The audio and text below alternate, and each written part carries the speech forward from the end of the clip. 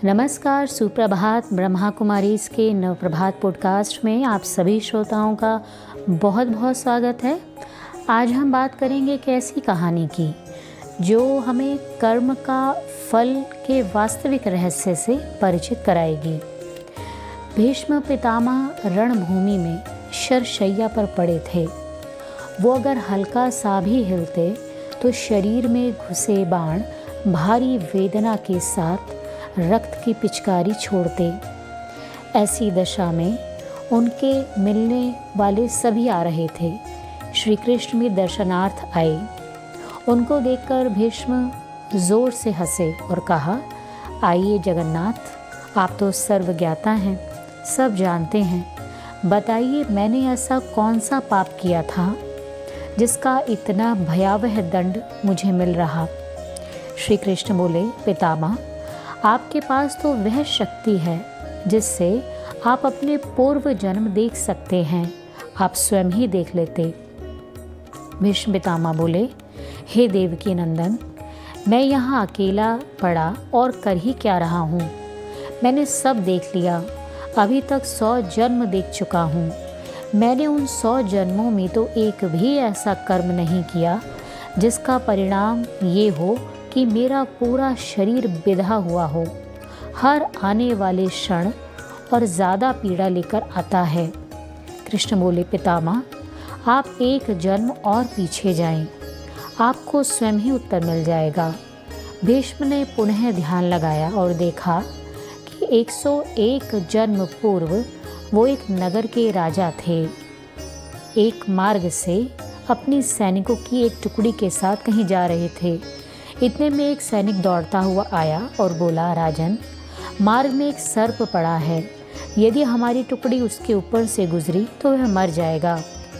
भीष्म पितामह ने कहा, एक काम करो, उसे किसी लकड़ी में लपेटकर झाड़ियों में फेंक दो। सैनिकों ने वैसा ही किया। उस सांप को एक लकड़ी में लपेटकर झाड़ियों में फेंक दिया। दुर्भाग्य से झाड़ियाँ बहुत कटीली थी। वह सर्प उसमें और ज़्यादा फंसता चला गया। जितना उससे निकलने का प्रयास करता वो और अधिक फंसता चला जाता। कांटे उसकी देह में अंदर तक गड़ गए और खून रिसने लगा। धीरे धीरे वह मृत्यु के मुंह में जाने लगा और अंत में कुछ दिन तड़प तड़प कर उसके प्राण निकल गए। भीष्म पितामह बोले, हे त्रिलोकीनाथ, आप तो जानते हैं कि मैंने ऐसा कुछ भी जानबूझकर नहीं किया, अपितु मेरा उद्देश्य तो उस सर्प की रक्षा करना था। तो फिर ऐसा परिणाम क्यों? कृष्ण बोले, तातश्री, हम जानबूझकर क्रिया करें या अनजाने में, किंतु क्रिया तो हुई ना, उसके प्राण तो चले गए ना। ये विधि का विधान है कि जो भी क्रिया हम करते हैं उसका फल हमें भोगना ही पड़ता है। क्योंकि आपका पुण्य इतना प्रबल था कि 101 जन्म उस पाप के फल को उदित होने में लग गए, किंतु अंततः उसका फल मिलकर ही रहा। अतः हर दैनिक क्रिया सावधानी पूर्वक करें। जीवन में कैसा भी दुख और कष्ट आए, परंतु प्रभु का भजन कभी नहीं छोड़ें। क्या कष्ट आता है तो हम भोजन करना छोड़ देते हैं, या बीमारी आती है तो हम सांस लेना छोड़ देते हैं? नहीं ना।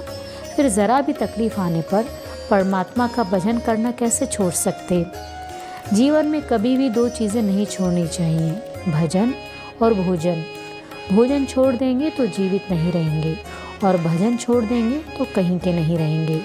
सही मायने में परमात्मा का भजन ही भोजन है। आज की कहानी में इतना ही। हम कल फिर मिलेंगे एक नई स्टोरी और नई इंस्पिरेशन के साथ। तब तक अपना ख्याल रखिएगा। आपका बहुत बहुत शुक्रिया। ओम शांति। नमस्कार।